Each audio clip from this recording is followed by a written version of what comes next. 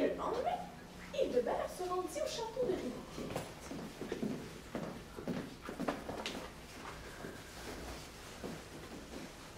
Elle lui apprit tout ce qu'il fallait savoir pour toujours avoir raison.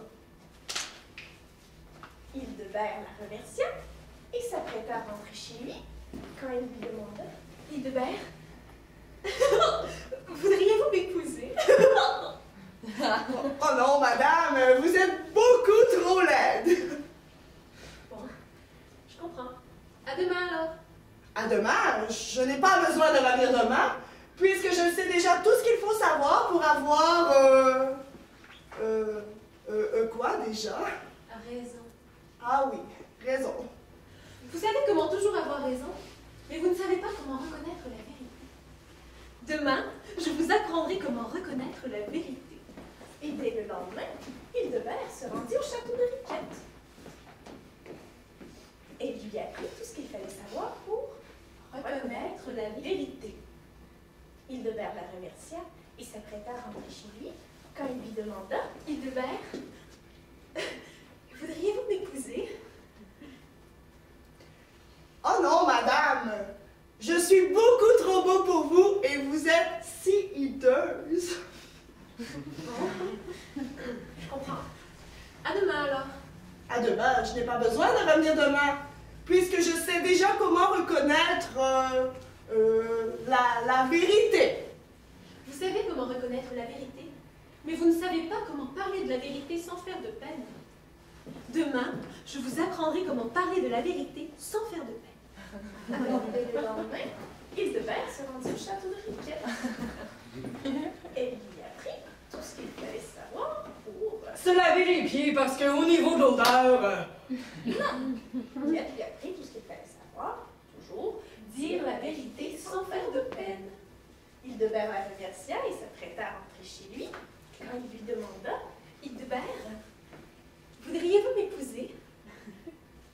Écoutez, madame, je peux bien y réfléchir, mais surtout, si vous avez la demande d'un autre prétendant, n'hésitez surtout pas à la saisir. Je comprends. À demain alors.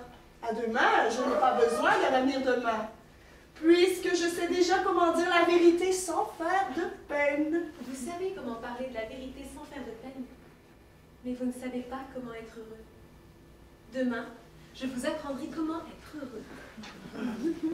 Dès le lendemain, Hildebert se rendit au château de Riquette. Elle commença à lui apprendre tout ce qu'il fallait savoir pour être heureux. Au bout de la journée, Hildebert savait toujours pas comment être heureux. Mais c'est que cette leçon-là demandait plusieurs journées de travail. Alors Hildebert travaillait encore et encore. Et enfin, au bout d'un an, il avait tout compris.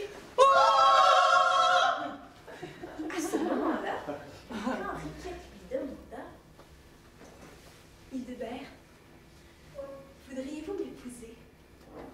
Le prince la regarda et se rendit compte qu'il trouvait très agréable que la reine puisse accueillir de jolis petits oiseaux sur son nez long comme un perchoir.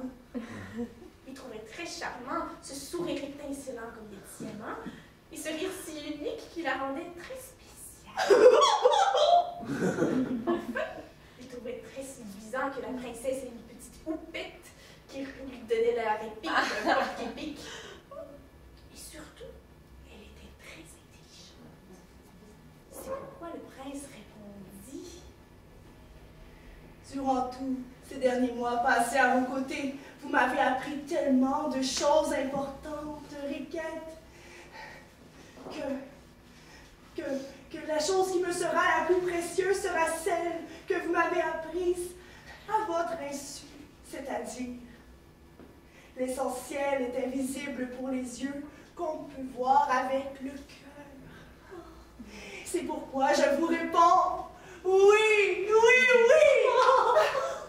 Je veux être votre époux et vous chérir jusqu'à la fin de vos jours! Oh, c'est trop mignon! Bon, il faut finir cette histoire comme il se doit. Bien sûr, tout est beau dans ce que l'on aime. Tout ce qu'on aime a de l'esprit. C'est pourquoi Hildebert et Riquette se marièrent et furent si heureux qu'ils vécurent un véritable conte de fées qu'ils racontaient à leurs enfants en commençant par « Il était